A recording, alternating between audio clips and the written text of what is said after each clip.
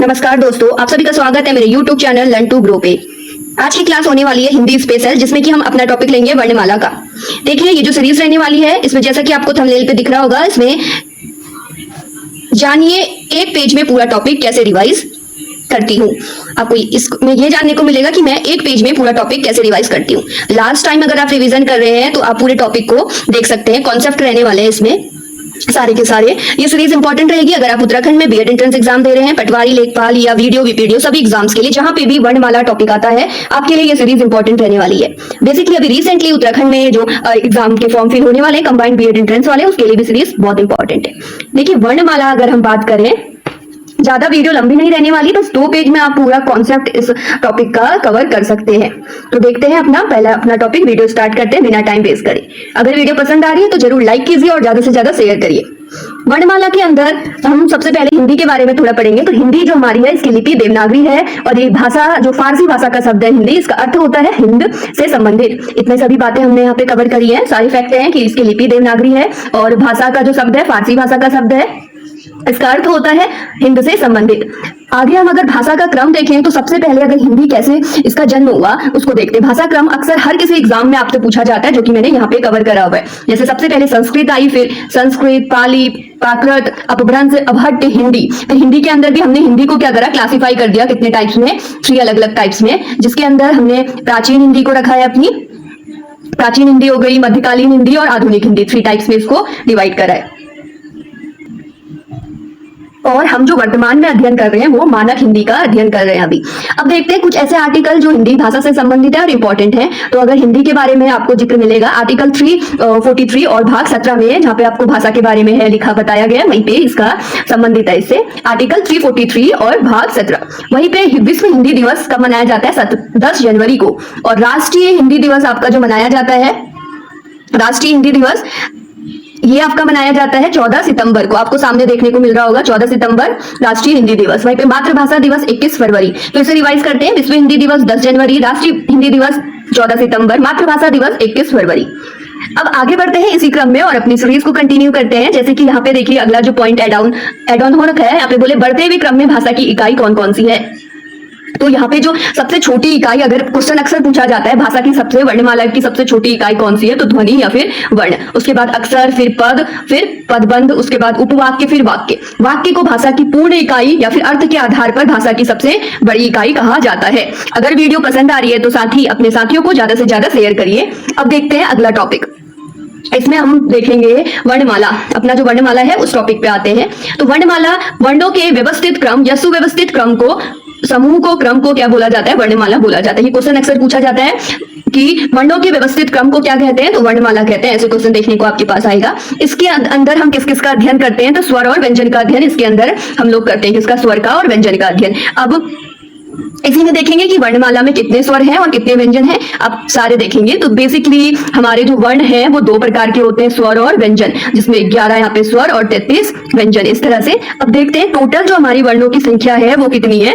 यहाँ पे अगर आप अच्छे से देखेंगे तो वर्णों की संख्या आपको जो देखने को मिलेगी, देखिए 52 टोटल हमारी वर्णमाला में वर्णों की संख्या है, जिसमें जो स्वर हैं वो कितने हैं, 11। इसके अंदर कौन कौन से आएंगे, अ, आ, ई, उ, री, ए, आई, ओ, औ। ये पूरे हमारे 11 मूल स्वर हैं।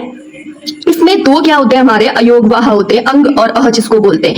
इस तरह से आपके पास 4 ऑप्शन आएंगे। उसमें जो अयोगवाह स्वर हैं वो पहचानने को आएंगे, तो अंग अह होते हैं। वहीं पे व्यंजन आपके पास, व्यंजनों में देखिए इसको मैंने यहाँ पे और डिटेल में एक्सप्लेन किया गया है। जो आपके पास अनुस्वार होता है, अंगह को क्या बोलते हैं, अनुस्वार। यहाँ पे जो आवाज निकलती है अनुस्वार की वो नासिक की यानी नाक से निकलती है। वो एक अनुनासिक अंगह, इसकी आवाज नाक और मुख दोनों से निकलती है इसमें। और अगला है आपका विसर्ग। ये देखो 3 तरह के होते हैं, एक अनुस्वार, अनुनासिक और विसर्ग। अंगह हो गया इसमें नाक से, और ये अगह जिसमें ये चंद की मात्रा आती है, चंद बिंदु वाली, ये वाली आवाज नाक और मुख दोनों से। अगला विसर्ग वाला बात है। विसर्ग में आपकी जो आवाज आती है हमारे जब बोलते हैं उस टाइम पे विसर्ग की आवाज हमें कहां से, कंठ से देखने को मिलती है। यहाँ पे ये पूरा कवर हो रहा है। आगे चल के हम देखते हैं अपना टॉपिक क्या है। आई होप आप लोगों को वीडियो पसंद आ रही होगी। देखो व्यंजन हमारे पास टोटल जो व्यंजन है उसमें से 25 ऐसे हैं स्पर्शी व्यंजन। स्पर्शी व्यंजन के अंदर कौन कौन से, क से मौ तक के जितने भी आते हैं वो स्पर्शी व्यंजन कहलाते हैं। वहीं पे संघर्षी या ऊष्मीय व्यंजन कितने हैं? 4 हैं, जो तीनों सौ और साथ में हो, ये हो गए ऊष्मीय व्यंजन। वहीं पे उच्छिप्त या फिर तारण जात या द्विगुण के अंदर कौन कौन से आते हैं? ये आएगा अंग, ये वाला जो होते हैं अंग और ढ वाला। और वहां पे अंथस्य व्यंजन यो रो लो वो, यो रो लो वो, 4 हमारे क्या है? अंथस्य। संघर्षी व्यंजन, अंथस्य व्यंजन और संयुक्त व्यंजन, ये सब के सब कितने? 4 अंथस्य व्यंजन में यो रो लो वो, और वही संयुक्त व्यंजन में स्रो त्रो स्र और ग्यो। अब अच्छे से एक बार स्वर को देखेंगे। ये तो बेसिकली इसका क्लासिफिकेशन था, कौन कितना है। इससे अक्सर क्वेश्चन आते हैं, आपको अच्छे से बार बार वीडियो देख के रिवाइज करना पड़ेगा, तो कुछ कवर हो पाएगा कुछ हद तक। बाकी आगे देखते हैं। अब स्वर, हाँ स्वर स्वतंत्र रूप से बोले जाने वाली जो ध्वनियां हैं वो स्वर कहलाती हैं, किसी के सहारे से नहीं बोला जाता। कुल संख्याएं इसकी मूल रूप से कितनी होती है? 11 होती है। इतना सब हो गया। अब इसके भेद पढ़ेंगे अलग अलग, उसको देखते हैं। तो इसके भेद के अंदर जो हम लोग अगर उच्चारण या प्रयत्न के आधार पर देखें तो ये 3 प्रकार के होते हैं। कौन कौन से? लघु स्वर या मूल स्वर बोले या ह्रस्व स्वर बोले, आपको यहाँ पे दिख रहा होगा। और अगला टाइप है दीर्घ स्वर, और तीसरा है प्रलुप्त स्वर। तो जो आपके लघु स्वर है उसके अंदर 4 आते हैं आपके। कौन कौन से? अ, ई, उ, री, एक मात्रा का जिसमें समय लगता है उसे ये बोलते हैं दीर्घ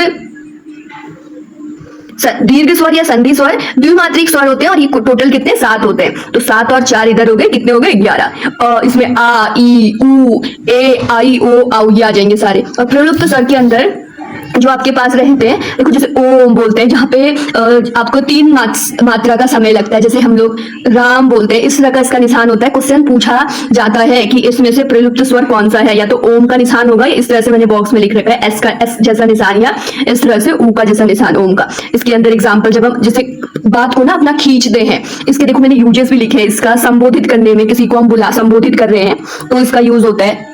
और जैसे दूर से पुकारने में या फिर संस्कृत मात्राओं में इसका यूज होता है। आप अगर समझेंगे ना तो वर्तमान हिंदी में इसका यूज नहीं है, जो हमारी वैदिक संस्कृत थी उसके अंदर इसका यूज था। तो आई होप आपको ये चीज अच्छे से समझ आ गई होगी कि उच्चारण या फिर प्रयत्न के आधार पर 3 प्रकार से किस तरह से हमने स्वरों को डिवाइड करा है।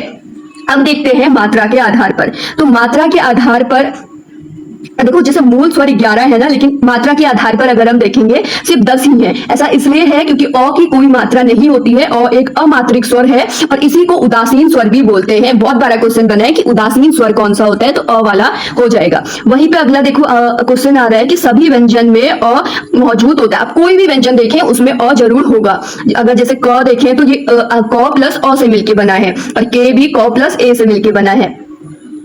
अगर वीडियो अच्छी लग रही है तो कमेंट करके जरूर बताएं आप लोग। अगला देखो हमने 2 क्लासिफिकेशन भेद पढ़ लिए इसके स्वर के। अगला हमें पढ़ना है तीसरे नंबर का, इसको बोलेंगे जाति के आधार पर स्वरों के भेद। किसके आधार पर पढ़ लें? जाति के आधार पर। तो ये बेसिकली 2 तरह के होते हैं, एक होता है सजातीय स्वर और दूसरा होता है विजातीय स्वर। सजातीय और विजातीय। सबसे पहले सजातीय स्वर के बारे में पढ़ेंगे। सजातीय स्वर का जो निर्माण होता है वो समान जात के स्वरों से होता है। इन्हें और इनके क्या क्या नाम है? तो इसे स्ववर्ण कहते हैं, मूल सजातीय कहते हैं, या फिर मूल दीर्घ स्वर कहा जाता है। अब अच्छे से समझते हैं। जैसे एक ही तरह के अ से मिलके ही आ बनेगा। एग्जाम्पल अ और अ से मिलके आ बन रहा है। वहीं पे अगर आप देखेंगे ई और ई से मिलके ई बन रहा है बड़ा वाला, ऊ और ऊ से मिलके बड़ा वाला ऊ, यानी एक ही तरह के स्वर से मिलके बनेंगे हुए। ये सारे आ जाएंगे कहां पे? सजातीय स्वर के अंदर। अब हम देखते हैं अपना अगला जो था विजातीय स्वर। विजातीय स्वर विभिन्न स्वरों के मेल से मिलकर बने होते हैं और संयुक्त स्वर इन्हें कहा जाता है। इनकी संख्या कितनी है? तो 4 है कुल मिला के। कौन कौन से हैं? जैसे अ और ई से ए में बनेगा, वहीं पे अ और ए से ए बनेगा, वहीं पे अ और ऊ से ओ, और अ और ओ से औ। आपको ये सारे याद रखते हैं कि सजातीय स्वर के अंदर कौन से आते हैं और विजातीय स्वर के अंदर कौन से आते हैं। आगे देखते हैं अगला क्लासिफिकेशन। अगर एक बार पूरा रिवाइज करें तो अभी तक हमने जो जो पढ़ा, बेसिक बातें जानी हिंदी के बारे में, उससे संबंधित आर्टिकल कौन से हैं और दिवस कौन कौन से दिन कौन सा दिवस मनाया जाता है, डे इंपॉर्टेंट डे जो हिंदी से संबंधित है। भाषा का क्रम देखा और फिर इकाइयां देखी भाषा की, फिर वर्णमाला हमने पढ़ लिया, वर्णमाला के बाद स्वर देखा, उसके बाद स्वर के 3 भेद अभी तक हमने देख लिए। उच्चारण या प्रयत्न के आधार पर 3 तरह के, लघु स्वर, मूल स्वर और ह्रस्व स्वर। वहीं पे दीर्घ या संधि स्वर या प्रलुप्त स्वर हो गए इसका, और मात्रा के आधार पर भी देख लिया। वहीं पे जाति के आधार पर सजातीय और विजातीय। अब हम देखेंगे उच्चारण और प्रयत्न के आधार पर। ये वाला टॉपिक एक बहुत बड़ा इंपॉर्टेंट जो रोल होता है वो प्ले करता है। उसके बाद हम व्यंजन देखेंगे। तो बेसिकली अब देखते हैं, अच्छे से समझना। देखो उच्चारण या और प्रयत्न के आधार पर, तो सबसे पहले जो इसको जो क्लासिफाई किया गया है उसको देखते हैं किस तरह से इसका क्लासिफिकेशन हो रखा है।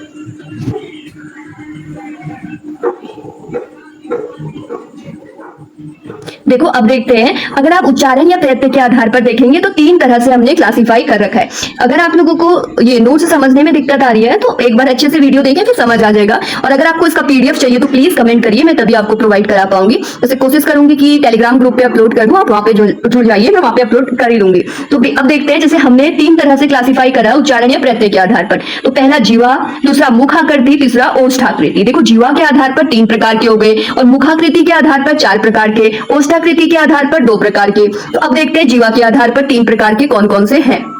सबसे पहले कौन सा आता है आपका, अग्रभाग, मध्य भाग और पश्च भाग। अग्रभाग में आगे वाले उच्चारण में उच्चारित होते। अब इसको ना समझना बहुत आसान है। आप अपने जीवा की बात हो रही तो जीभ पर फोकस करिए। कहां पे रहना चाहिए आपका फोकस, जीभ पे। जैसे ई ए आप सारा बोलेंगे ना तो जीभ आपकी कहां पे रहेगी, आगे वाले भाग में। ई, वहां पे ई और ए। अगर आप अपनी जीभ को पीछे रख के बोलने की कोशिश करेंगे ई तो नहीं बोला जाएगा। भाई मध्य भाग, बीच का भाग, यानी जब अ बोलते हैं तो जीभ आपकी कहां रहती है, बीच में रहती है। पश्चिम भाग, पीछे वाले भाग में। आ, ऊ, ओ, सारे में आपकी जीभ कहां रह रही है, पीछे साइड रह रही है। वहीं पे फिर देखते हैं हम अगला दूसरा, मुखाकृति के आधार पर 4 प्रकार के, यानी आप जब बोल रहे हैं आपके मुंह का आकार कैसा हो रहा है उसके आधार पर बोल रहा है। संवृत स्वर, मुख द्वार बिल्कुल बंद रहता है, ऐसे जैसे ई, मुख द्वार बिल्कुल बंद रहता है, इसको क्या बोलते हैं, संवृत स्वर, व्रत स्वर, संवृत स्वर। तो इसमें आएगा ई, ऊ, इसमें आपका हॉट यानी देखने को मिलेंगे, मुख द्वार जो है बंद रहेगा। वहीं पे आप अब बोलिए अर्ध संवृत, यानी संवृत की अपेक्षा थोड़ा क्या रहता है, मुख द्वार आपका खुला रहेगा। जैसे ओ, ए, आपका हॉट थोड़े खुले हुए रहेंगे यहाँ पे। आगे तीसरे नंबर पे है विवृत स्वर में आपका क्या रहेगा, मुख द्वार पूरा खुलता है। जैसे आ बोल रहे हैं ना तो आपका जो पूरा मुंह खुल रहा है। वहीं पे अर्ध विवृत स्वर, यहाँ पे क्या रहता है, थोड़ा आपका कम खुलेगा, किसकी अपेक्षा, विवृत की अपेक्षा। आप समझिएगा, मैंने एरो का निशान अप एंड डाउन कर रखा है कम और ज्यादा में, उसके अकॉर्डिंग। और जैसे इसके अंदर कौन से आएंगे, अ, ए और ओ। इतने बात तो आपको क्लियर हो गई होगी। थर्ड था आपका ओष्ठाकृति। इसके आधार पर 2 तरह से डिवाइड किया गया है, वृत्ताकार और अवृत्ताकार। तो वृत्ताकार के अंदर आपकी जो होठ है वो क्या, की आकृति कैसी रहती है, गोल, यानी व्रत की तरह गोल रहती है। ये कितने होते हैं आपके, जैसे ऊ, ओ, इस तरह के होंगे, 4 होते हैं। वहीं पे जहां पे अवृत्ताकार स्वर यानी 6 होते हैं, आकृति गोल नहीं होती है, सामान्य रहती है। जैसे ई, ए, आई, ओ, औ। आई होप आपको सीरीज पसंद आ रही हो। आगे देखते हैं हम अपना। अब एक नोट है कि इन सब में री शामिल नहीं होता है। अब आगे हम लोग देखते हैं प्राण तत्व या फिर घोष तत्व के आधार पर किस तरह से डिवाइड करा गया है इसको। तो अगर आप देखेंगे, देखो प्राण तत्व यानी के आधार पर 2 तरह से इसका डिवाइडेशन हो रखा है। सबसे पहले महाप्राण और अल्प प्राण। महाप्राण के अंदर कौन कितने आते हैं और अल्प प्राण के अंदर कितने आते हैं वो देखते हैं। देखिए ये जो मैंने करा है ना, स्वर और व्यंजन दोनों का एक साथ मिक्सअप कर दिया था। महाप्राण के अंदर टोटल जो हमारे पास रहते हैं स्वर और व्यंजन मिला के वर्ण 15, और वहीं पे अल्प प्राण के अंदर 31 रहते हैं। देखिए उच्चारण में मुख में जो हवा है वो मुख से हवा ज्यादा निकलेगी। इसके अंदर जो हमारे दूसरा और चौथा वर्ग है वो दोनों आएगा, और स और ह आएगा इसके अंदर। अच्छा एक काम करते हैं, पहले हम व्यंजन पढ़ लेते हैं, उसके बाद इसको लास्ट में पढ़ेंगे। व्यंजन बस इतना सारा है, जल्दी जल्दी से अपना कवर करते हैं, वीडियो को ज्यादा लंबी ना बनाते हुए। तो सबसे पहले हम लोग व्यंजन देखते हैं कैसे क्या होता है। मेरा तो पेन ही गायब हो गया, हाँ मिल गया। चलो अब देखते हैं।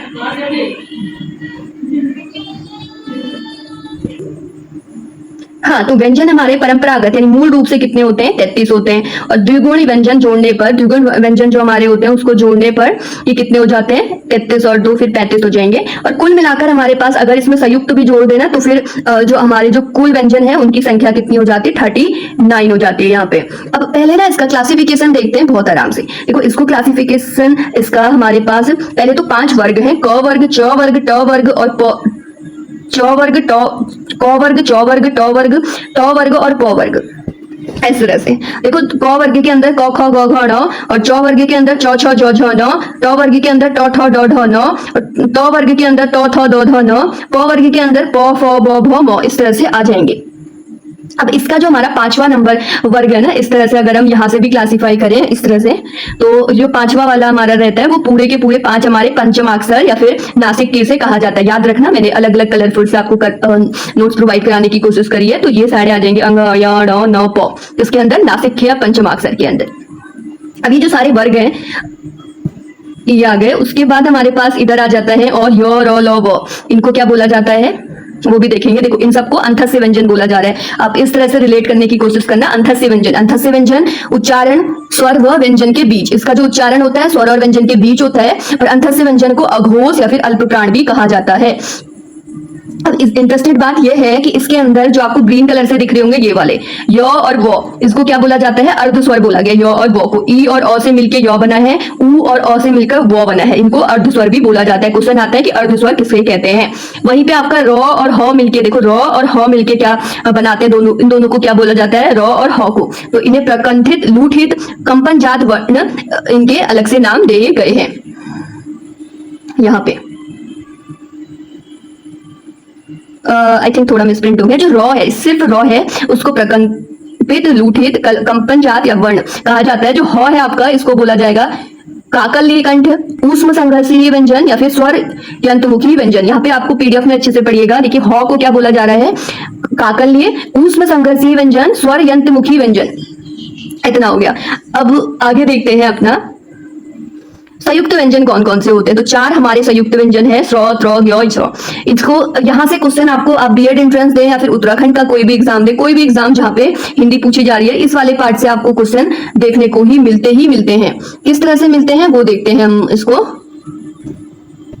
देखो यहाँ पे जो आपको दिख रहा है ये, तो यहाँ जो स्र है वो क प्लस सौ से मिलके बना है, ज्ञ है जौ प्लस य से मिलके, जो स्र है सौ प्लस र से मिलके, और त्र है त प्लस र से मिलके। तो ये आपको याद करना है कि किस तरह से ये बने हुए हैं। आगे हम लोग देखते हैं, ये सब हमने अर्धस्वर देख दिया। अब है द्विगुण, उच्छिप्त, आगत या फिर नियमित, तारणजात, संकर। ये किसे बोला जाता है? जो आपके ये ग और ढ होते हैं। देखो एक होता है ना, जो 3 तरह के आपके पास ये रहते हैं। एक तो ऊपर से रहता है, जैसे ये हमारी खड़ी पाई है, ये पेन भी तो नहीं आ रही, हाँ ये खड़ी पाई है, इसके अगर ऊपर से है तो इसे हम अनुस्वार बोलेंगे, बिंदी। हाँ, अगर यहाँ साइड में है तो ये हमारे नासिक वाले के अंदर आ जाता है। लेकिन अगर कोई ऐसा शब्द है ना जिसमें जैसे ये बना है ड, इस तरह से नीचे से अगर पॉइंट है, तो ऐसे स्वर को हम बोलते हैं आगत स्वर, यानी कहीं इसे आए हुए स्वर। जैसे ये ड के नीचे से है, ये इस तरह से इनको द्विगुण, उच्छिप्त, आगत, निर्मित, तारणजात या फिर संकर। अभी तक हमारे वर्णमाला में कितने? 2 ही हैं इस तरह के। तो आप इसे अच्छे से पढ़िएगा। आगे देखते हैं हम लोग क्या क्या और हो सकता है। देखो इन वर्णों में कभी किसी शब्द की शुरुआत नहीं होती। ये बात याद रखना है कि इन वर्णों से कभी किसी शब्द की शुरुआत नहीं होती है, ये बात याद रखनी है। जैसे अगर इस तरह से लिखा हुआ मिल गया ड और इसमें नीचे से बिंदी भी है ना, डमरू, तो ये गलत है। हमारा ड म रू, डमरू इस तरह से होता है, आपको बताया मैंने। आगे देखते हैं क्या क्या हो सकता है चीजें आपके लिए। देखिए एक क्वेश्चन और रह रहा है यहाँ पे इंपॉर्टेंट, जो हमारा ल होता है ना, ल से लड्डू वाला, ये वाला, इसको हम पार्सिव भी बोलते हैं। तो ये याद रखना है, कैसे लिखेंगे इसको? पार्सिव, इस तरह से। आगे अब देखते हैं और क्या पढ़ने लायक बचा है हमारे इस नोट्स से। देखो जैसे ना हमने स्वर का पढ़ा था, वैसे व्यंजन का भी उच्चारण स्थान के आधार पर क्लासिफिकेशन है, आप लोगों ने पहले पढ़ा होगा। तो जैसे कंठ, तालु, मूढ़ा, दंत, ओष्ठ होता है। इसको हम अगर वर्ग के अकॉर्डिंग देखें, देखो बहुत इजी ट्रिक है, आप KTM 2 से याद करेंगे। किससे याद करेंगे? KTM 2 से। तो KTM 2 से आपको ये पता चलेगा, K से कंठ और T से तालु, M से मुधा और D से दंत और O से ओष्ठ। ये हो गया आपका सारा KTM का। अब कंठ यानी क वर्ग के अंदर, वहां पे जितने क वर्ग में जितने आते हैं, क, ख, ग, घ, ये सारे कहां से आ जाएंगे?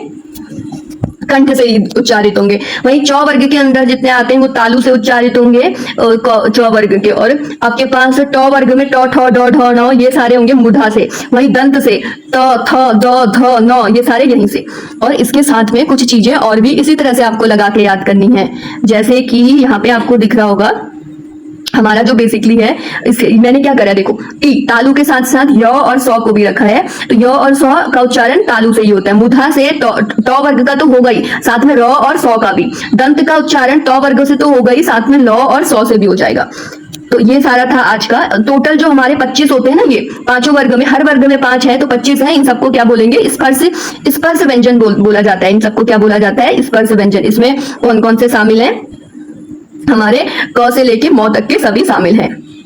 अब आगे देखते हैं हम लोग इसमें जो ऊपर छोड़ के आए थे अपना लास्ट टॉपिक, फिर आज की वीडियो में इतना ही रहेगा। तो चलिए जल्दी से देखते हैं इसमें जो हमने यहाँ पे देखा था। हाँ, देखो महाप्राण बोल रहा है ना, इसमें टोटल 15 है। अब यहाँ नीचे आइए, इसमें मैंने लिखा है देखो 2 और 4, तो ये वाली रो में जितने भी हैं इसमें कॉलम में क ख झ ठ फ और यानी हर वर्ग का दूसरा और चौथा महाप्राण में आएगा, हर वर्ग का दूसरा और चौथा, साथ में तीनों सौ सौ स्र स्र और ह, ये जितने भी है ना तीनों, यानी इसको क्या बोल रहे थे पूरे ग्रुप को, ऊष्मीय व्यंजन, तो ये इसके अंदर आएंगे। जो आगत का ड था वो भी इसमें आएगा। जितने हमारे सभी जो स्वर हैं वो 11 की 11, वो उनको बोलने में हमें कम हवा की या फिर कम ऊष्मा की आवश्यकता होती है वहां पे, तो वहां पे हमें क्या, या फिर कम हवा निकलती है मुंह से, तो उसे हम क्या बोलेंगे, उन सभी को अल्प प्राण। वहीं पे जो हर वर्ग का पहला तीसरा पांचवा, पहला तीसरा पांचवा वो किसके अंदर है, अल्प के अंदर आ जाएगा। और य र ल व और र, ये भी किसके अंदर आएंगे, 5 इसी के अंदर आएंगे। तो 11 15 और 5 को जोड़िए 31 ही आएगा। अगला देखते हैं घोष तत्व के आधार पर, तो अघोष के अंदर 13 है और सघोष के अंदर 31 है। अघोष यानी स्वर तंत्रिका की ध्वनि में कंपित नहीं होता, यानी इसमें स्वर तंत्रिका में ध्वनि से हमें कंपन नहीं होता है। हर वर्ग का पहला और दूसरा, पहले में कौन कौन से थे, क और ख, च और छ, इस तरह से, और उसके साथ साथ सौ, तीनों सौ आ जाएंगे इसके अंदर। ह को नहीं रखा है, याद रखना, ह कहाँ पे है आपका, अघोष के अंदर है। स्वर तंत्रिका में ध्वनि का कंपन क्या होता है, यहाँ पे कम होता है, यहाँ पे कम। तो यहाँ पे देखो तीसरा चौथा पांचवा आया, य र ल व ह, और सभी स्वर इसके अंदर आएंगे, सघोष के अंदर। आई होप आपको वीडियो पसंद आई हो। अगर आ रही है पसंद तो ज्यादा से ज्यादा शेयर करिए और कमेंट में बताइए, तभी तो मैं दूसरी सीरीज लेके आ पाऊंगी ना आपके लिए। तो थैंक यू फॉर वॉचिंग। अगला आपका जो आएगा वीडियो वो रहेगा संख्या से रिलेटेड, तो उसी की वीडियो बनाई जाएगी।